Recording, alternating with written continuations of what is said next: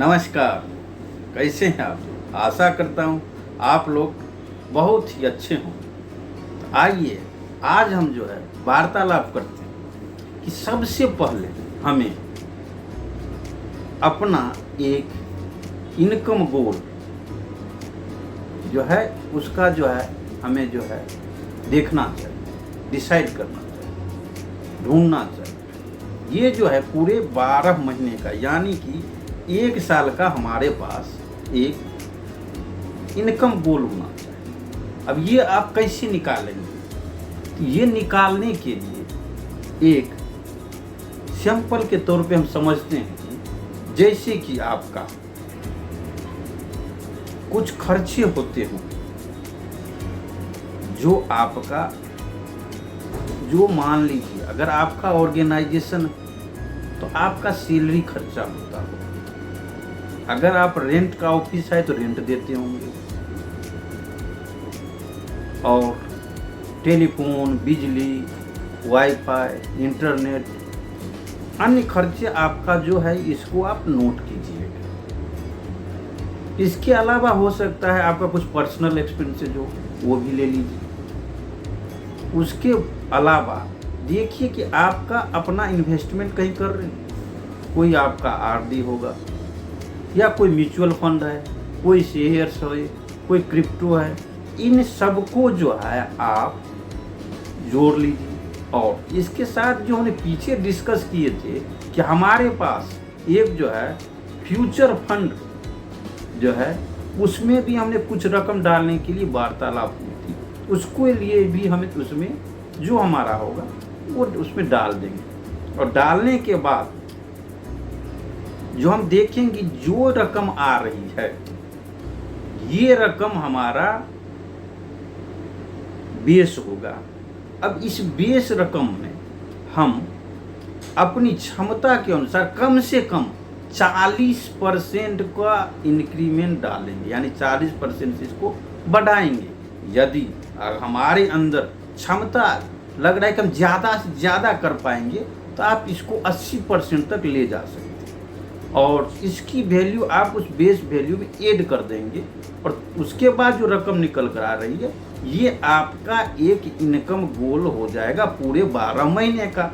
अब इसके बाद हम क्या करेंगे, तो इस 12 महीने के जो इनकम हो गया इसको हम क्वार्टरली में डिवाइड कर देंगे। क्वार्टरली में डिवाइड करने के बाद जो है इसको हम क्या करें, पहला क्वार्टर जो है पहला क्वार्टर में जो रकम आ रहा है उस रकम को हम ऐसा रकम रखेंगे कि जो हमें लगे कि हमारा माइंड सेट उसको समझ रहा है।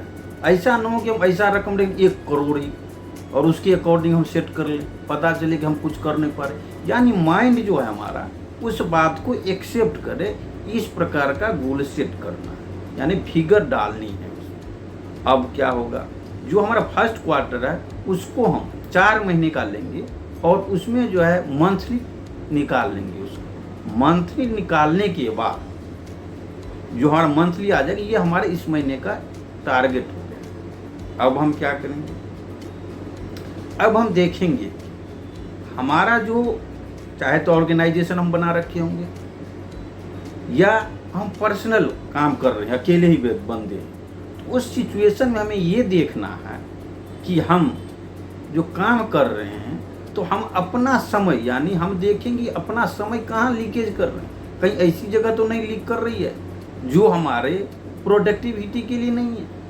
तो उसको जो है उसके लिए हमें एक रूल सेट करना पड़ेगा, नियम बनाना पड़ेगा। उसी प्रकार ऑर्गेनाइजेशन के लिए हमें एक रूल सेट करना पड़ेगा, देखना पड़ेगा कि हमारे जो एम्प्लॉय आ रहे हैं समय पर आ रहे हैं क्या, समय पर नहीं आ रहे हैं तो आप उसको स्ट्रिक्ट करना पड़ेगा, समय पे आना।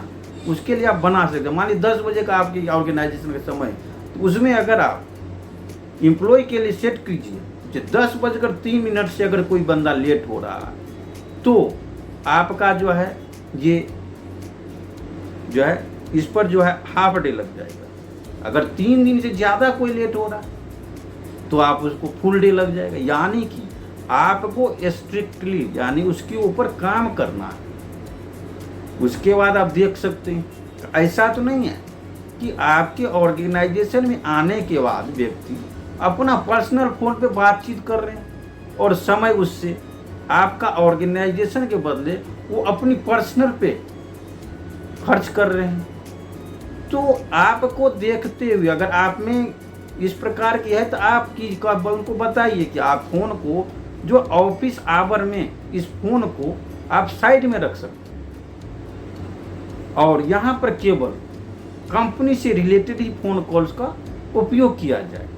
तो अगर इन दोनों बातों को भी अगर आप ध्यान में रखेंगे और इस तरह से आप नियम बना देंगे तो आप देखिएगा कि अपनी ऑर्गेनाइजेशन की कार्य क्षमता अधिक से अधिक बढ़ जाएगी। इस प्रकार से आप एक नियम सेट कर लीजिए।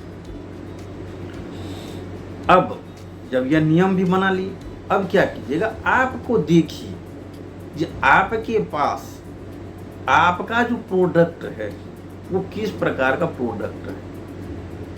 अगर बहुत सारे प्रोडक्ट है तो बहुत ही बढ़िया है।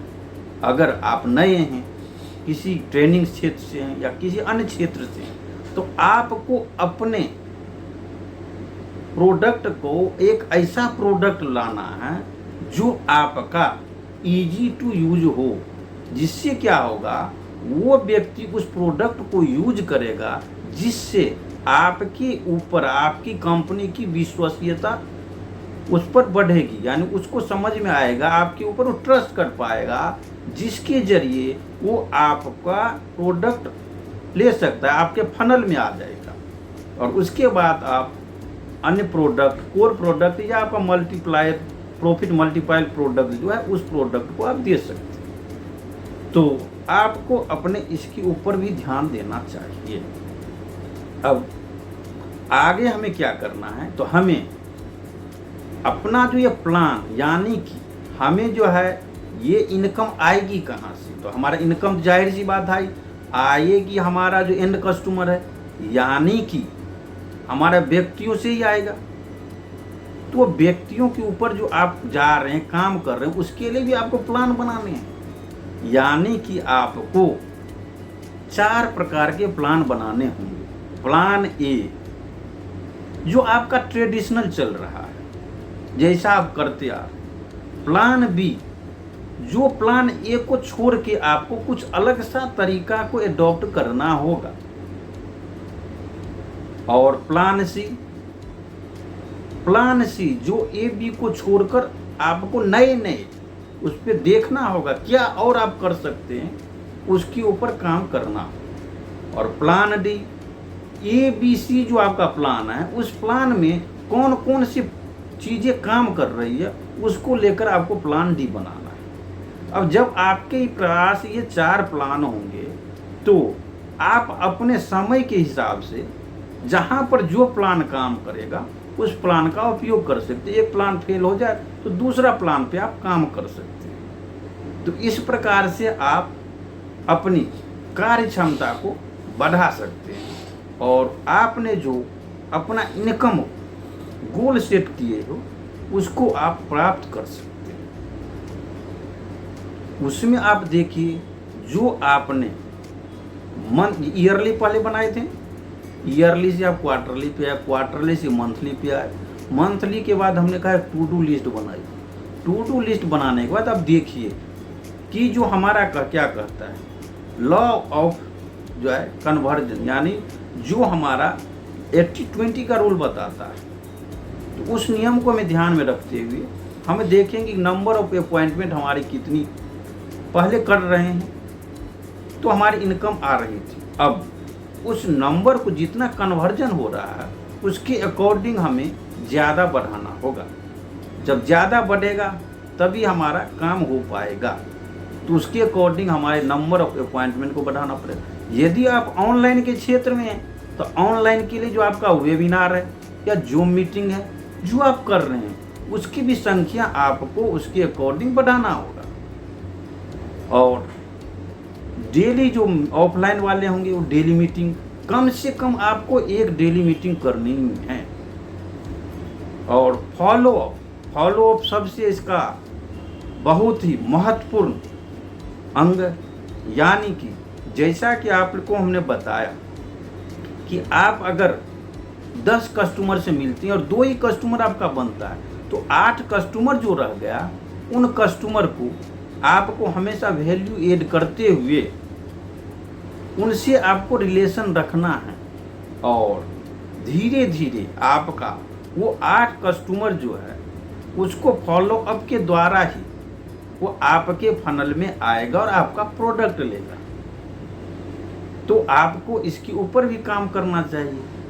इसके लिए क्या होता है, कई बार फॉलो अप में क्या होता है, हम जब किसी व्यक्ति से मिलते हैं तो कई बार हम भूल जाते नहीं, जब आप उनसे वार्तालाप किए हो तो आपको उसको नोट करके एक जगह रखना चाहिए, जो इन फ्यूचर जब भी वार्तालाप हो तो उससे आगे आप उस पर बात करेंगे। तो इससे आप जो हमने ये पहलू बताया, इन सभी बातों को ध्यान में रखिएगा, तो आपका ये जो महीने का आपने टारगेट सेट किया, ये आप अच्छी तरीके से आप प्राप्त कर सकते हैं। और जब ये प्राप्त हो जाएगा तो आपको सेलिब्रेशन तो बनता ही है, क्योंकि जब सेलिब्रेशन कीजिएगा तभी आपका उत्साह बढ़ेगा और फिर अगले क्वार्टर के लिए आप तैयार हो जाइएगा।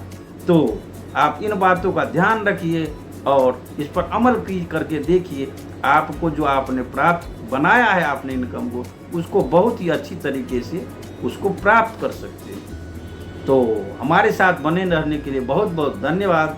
आपका दिन शुभ हो।